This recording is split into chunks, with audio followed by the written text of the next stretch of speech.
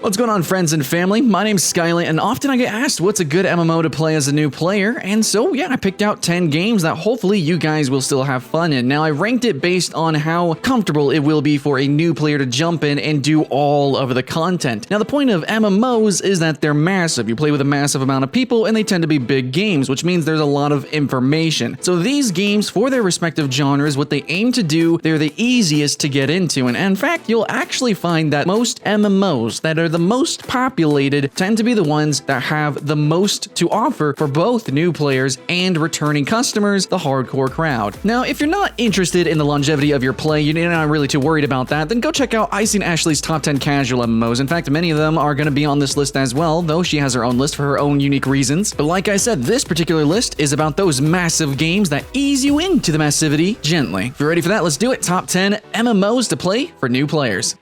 Now at number 10, we've got World of Warcraft. I just wanted to get this one out of the way so you know it wasn't looming on the list somewhere. It's right here, it's right in your face, and that's kind of how it exists in the real life. It's really just the number one MMO, most popular, and it really offers the most in terms of massivity and also like in terms of a new player being able to enjoy a lot of different kind of content. Not only that, but the story is also really introductory now. They've actually made it a little bit more climactic in ways and cinematic with certain quests, especially the levels 1 through 20, and then the end game stuff, so it's really easier to get into the literal world of the World of Warcraft as well as the mechanics. But don't worry guys, if you do want that longevity, I think you should know World of Warcraft is probably one of the most hardcore raiding MMOs out there. But yeah, in addition to that, there's a lot of sort of missed content that literally as a new player you just kind of bypass, which can be kind of confusing, and you also have to work with the kind of dated usability of the UI and some other sort of dated mechanics. But overall, actually, World of Warcraft is still absolutely a trendsetter in many ways, but it can be rough around the edges compared to some other games on the list.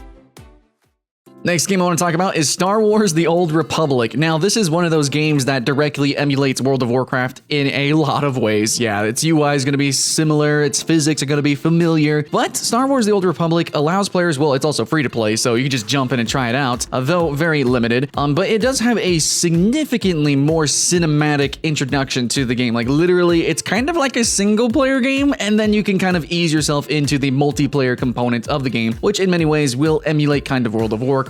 Now, it's not as big and open as many other games, but because it is actually sort of funneled and tunneled and a little bit more direct with literally teaching the player and literally force-feeding the, oh, there's a pun there, the story and the mechanics. Though I think most new players would be significantly more comfortable with an action-style MMO, this is a pretty good emulation of older mechanics, teaches you directly, and so for that, that's why it makes the list. Also, you don't really need to get too familiar with the story, honestly. It's Star Wars, like, who doesn't know?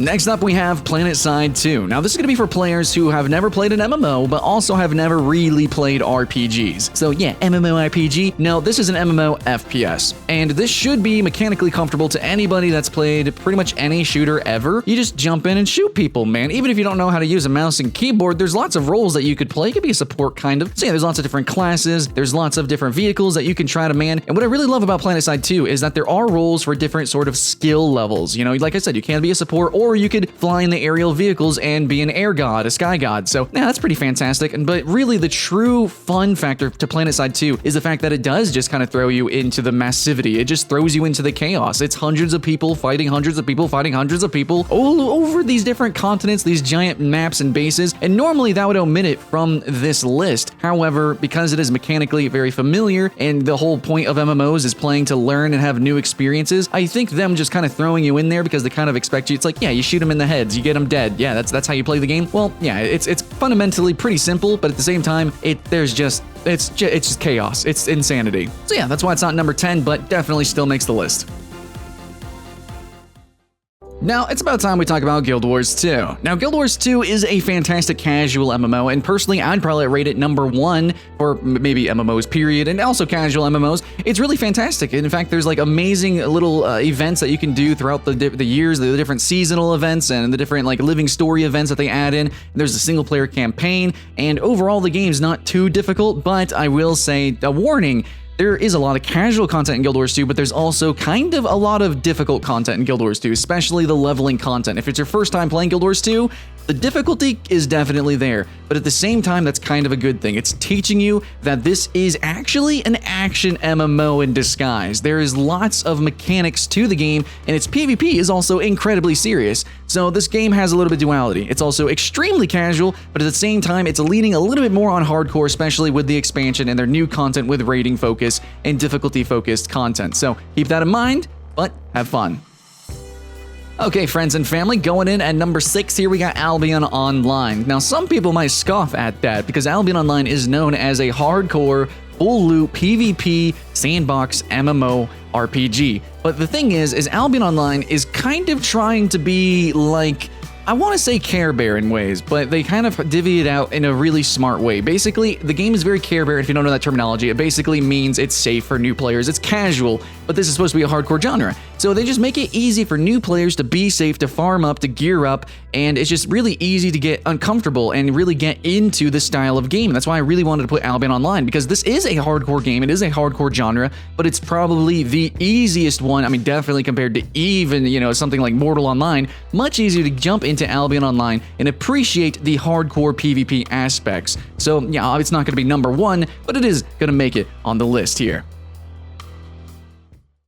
And now coming in halfway on the list, we've got RuneScape 3, and now I really want to differentiate RuneScape Old School and RuneScape 3. So if you're a returning player and you want to have a little bit of nostalgia, RuneScape Old School is actually going to have some very interesting things and mechanics for you. It's very hardcore and honestly very not new player friendly. But RuneScape 3 actually is fantastically new player friendly, especially if you have played maybe 1 or 2 other MMOs before. Jumping into RuneScape 3 is a fantastic experience. Now, some aspects to the game might seem slow and sluggish, but that's actually probably better for a new player. But later on, when you get into the hardcore content, like the PvP and the actual sandboxy nature of RuneScape, it becomes a lot more tactical and strategic, and so the game definitely ramps up in difficulty. But I feel like its introductory quests, the character, the charm of RuneScape 3 allows new players to really slowly learn the games for themselves. That's what I really love about RuneScape 3. It doesn't just slam tutorials in your face. It really teaches you the game by forcing you to learn and experiment and do things, and it's awesome. And basically, RuneScape 3 has the best quest system in all of MMOs, period, forever and always.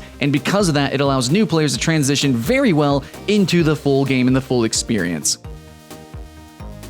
Number 4 on my list is going to be Elder Scrolls Online. Now, as a game that can be played on consoles is definitely phenomenal. If you have a console and you don't have a gaming PC, you can still play Elder Scrolls Online. Also, it can be played in third person or first person, so depending on what you like more or how immersed you want to be, you can absolutely do that in Elder Scrolls Online, which is more unique than any other MMO on this list. Like, you can go first person in some games, but do you really want to? Anyways, so Elder Scrolls Online is also going to be comfortable for people who have played maybe some other console action RPGs, or maybe, of course, the Elder Scrolls games.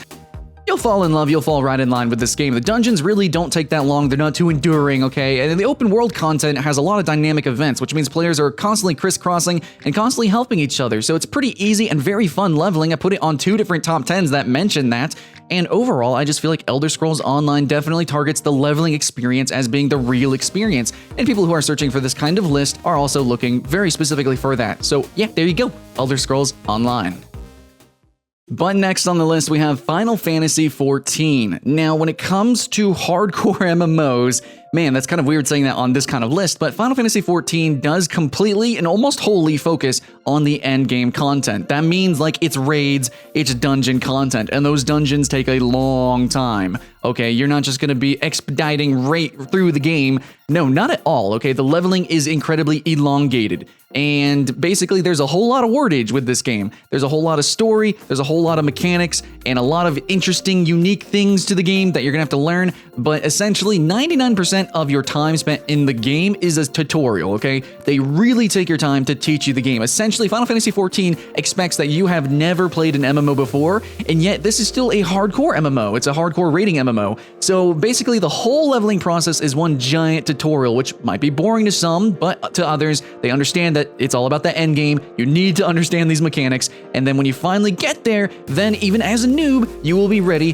to begin to tackle the end game, which other games on this list simply don't do, and so I have to applaud Final Fantasy XIV for that.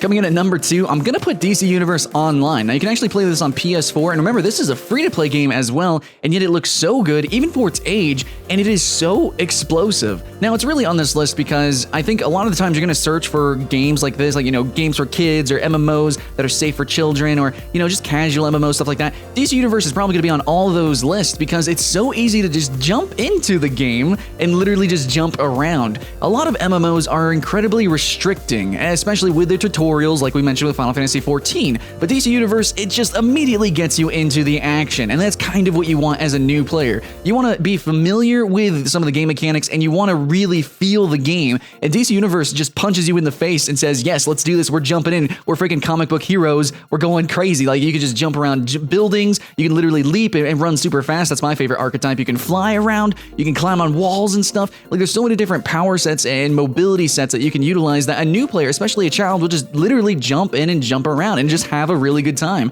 But it also offers a really interesting leveling process for people who, it's all comic booky and it is definitely cheesy, but it slowly introduces you to some actually very interesting concepts for the MMO genre. So this is actually one of the most unique MMOs out there, and absolutely, if you're looking for a casual game or not, I don't know, dude, it's just a special something, and you should probably try it out.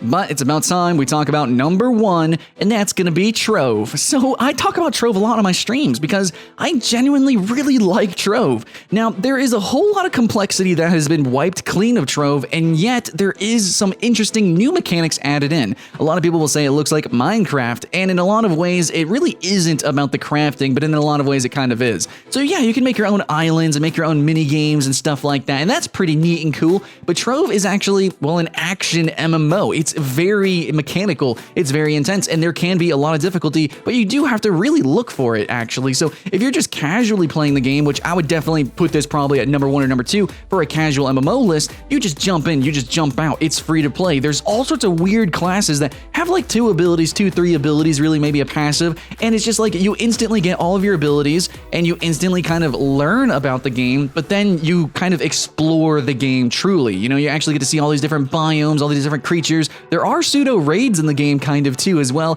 and then you can start exploring the creativity, and the loot drops are all random and silly, and there's a ton of fun cosmetics and mounts and things, and really it's just a silly light game.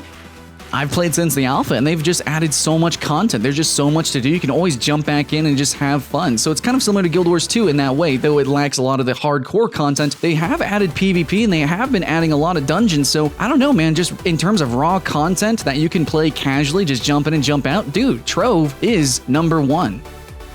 Thanks so much, guys, friends, and family for joining me for this top 10. Hopefully you do appreciate this. Now, if you really are new to MMOs, don't be afraid to leave, little questions, some comments there in the comment section. I'll be there. I'll read it. I read every single comment on every single video, and I try to respond and answer the best I can. I really want you guys to find a game that you'll truly enjoy and truly have fun with. Anyways, guys, sincerely, thank you for watching. My name's Skylent, and I'll see you in the next one.